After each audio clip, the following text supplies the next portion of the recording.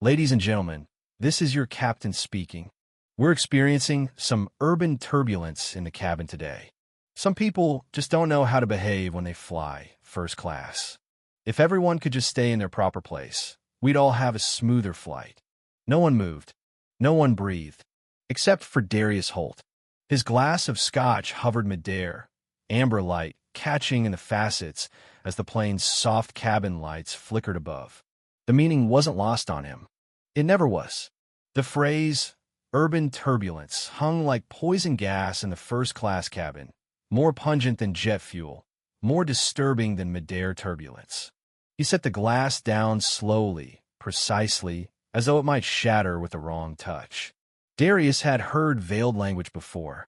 In boardrooms, at country clubs, in whispered comments outside gala fundraisers. But rarely had it been blasted across an aircraft PA system. And never like this, never so brazen, so smug. The stewardess, polished, her badge reading Emily, stood frozen in the aisle just steps from him. She'd been bringing his drink when the captain's words broke across the intercom like a slap. Her face said everything. She knew, and she hated it.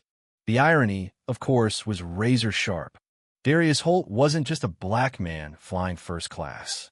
He was the CEO of Ascendant Aeronautics, the same conglomerate that had just acquired 51% of Horizon Vista Airlines. The announcement wasn't public yet. That would happen Monday morning. But today, he was just another urban turbulence, according to Captain Gregory Langston. Darius exhaled slowly.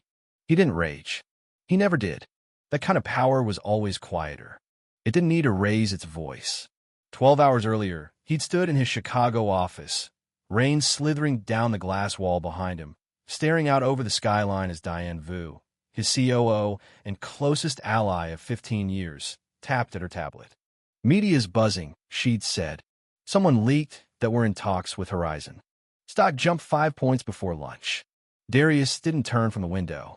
Move the timeline. Already did. Monday, 9 a.m. Atlanta HQ. I'll fly commercial, he murmured. The jet's still being serviced. Diane blinked. You? Commercial? He finally turned. First class is still commercial. You hate commercial. I also hate when my daughter thinks I put my job above her. He reached for the photo on his desk. A girl at a grand piano, sunlight casting a perfect arc across her cheek. Maya's senior recital is tomorrow night. I'll fly out right after the Atlanta meeting. You'll miss it, Diane said gently. Not this time. He meant it, or he thought he did. At O'Hare, they recognized him instantly. Mr. Holt, a young man in a Horizon blazer, appeared the moment Darius exited his private security lane. I'm Jeremy Cole, customer liaison. MS. Vu called ahead. I'll walk you to the gate. So it began. The quiet VIP escort. The subtle deference. But Jeremy had no idea who he was escorting. None of them did. That was how Darius wanted it. He walked beside Jeremy in silence, the soft leather of his overnight bag brushing his thigh, his mind already juggling acquisition models and conflict forecasts. The first-class lounge was half empty. His boarding pass read Seat 2A. He didn't care. He just wanted silence, a scotch, and maybe a moment to review Maya's performance program again. She'd called that morning. I'm playing Chopin's Nocturne in C-sharp minor, she'd said, voice bright but nervous. Mom's favorite. Darius had almost said he couldn't make it. Almost. But he didn't. You'll see me, he'd promised. Now, he sank into a wide seat, loosened his collar, and nodded to the attendant. Scotch neat, he said. Yes, sir, Emily replied. A minute later, she returned with it. He nodded, grateful. And if I could get one more before takeoff. Emily hesitated. I'll check, sir. Pre-takeoff drinks can be tricky depending on the crew. That was the first flicker. Nothing aggressive, just a shift. He sipped his drink. The businessman across the aisle tapped furiously at a tablet. Behind him, a baby fussed, and a woman apologized with soft murmurs. Darius lifted the glass again. Still no refill. He caught Emily on her way back. Apologies, he said softly. I had asked for a second before takeoff. She gave a tight smile. We're securing the cabin, mister. Holt, I'll bring it once we're airborne. He nodded, said nothing. But he saw the older steward approach Emily. Problem? The man asked. Mister. Holt wanted another drink. I told him. I'll get it after takeoff, the older man said. That was when it happened. The voice. Captain Gregory Langston. Ladies and gentlemen, this is your captain speaking. We're experiencing some urban turbulence in the cabin today. Some people just don't know how to behave when they fly first class. If everyone could just stay in their proper place, we'd all have a smoother flight. Silence. Every head in the cabin turned down. No one met Darius's eyes. No one stood up for him, except Emily. She returned 5 minutes later, trembling slightly. Mr. Holt, she said softly. I'm so sorry. I've never heard Captain Langston speak that way. Darius nodded once. Thank you. His file said he's flown for Horizon 22 years. The name clicked. Langston. Gregory Langston. 6 months ago, Ascendant Consultants had flagged him during a cultural audit. Filed a complaint about reverse discrimination after being passed over for promotion. Claimed qualified white men were being ignored. Darius stared ahead. Gregory Langston had no idea that the man he just humiliated was his new boss. The flight passed quietly. When they landed, Emily approached. Captain Langston is in the cockpit, she said. He's agreed to speak with you. Good, Darius said. The cabin emptied. Passengers filed past with forced politeness. Some glanced at Darius with poorly hidden shame. He waited. Then he stood and walked toward the cockpit. Langston stood rigidly beside the co-pilot, hands clasped behind his back. Mr. Holt, he said, offering a hand. Is there a problem? Darius didn't take it.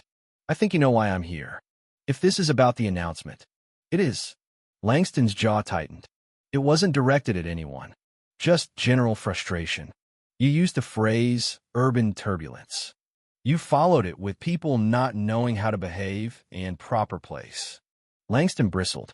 With respect, sir, I don't appreciate the implication. And I don't appreciate the reality, Darius said evenly. You spoke that way over an intercom. To passengers, including me. I've flown for 22 years. And I've run companies for 30. What matters isn't how long you've been flying. It's how you treat people. Langston stiffened. Are you filing complaint? No, Darius said. I'm firing your assumptions. He stepped closer. You filed a reverse discrimination claim last year. The consultants who reviewed it? That was my team. The company that owns Horizon now? That's mine. I am Darius Holt, CEO of Ascendant Aeronautics. Langston paled. I had no idea. I know. That's the point. Silence stretched. I'm not terminating you. Not yet, Darius said. But you will complete mandatory training. You'll sit down with HR. And you will learn why what you did was not only unprofessional, but dangerous to this company's future. Langston nodded stiffly. Yes, sir. And one more thing, Darius added. The woman with the baby? Dr. Tamika Jordan, one of the country's top neurosurgeons. The elderly couple behind her? Professors Morales and Green led the team that decoded Alzheimer's protein markers.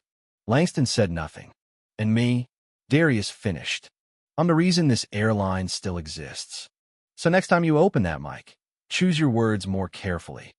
Darius turned and walked away. 2 hours later, he sat in a terminal chair, rebooking his flight to New York. Diane called as he finished. You're flying to the recital? Yes. What about Monday? We'll announce Tuesday. The deal will still be there. And Captain Langston? He'll start training Monday. Diane exhaled. Good. What made you change your mind? Darius glanced at the boarding pass in his hand. Some things shouldn't wait. That night, in a concert hall lit by crystal chandeliers, Darius watched his daughter walk to the piano. She paused, then looked into the crowd and saw him. She smiled. He did too. And when she began to play, something inside him healed. The world could wait. His daughter could not.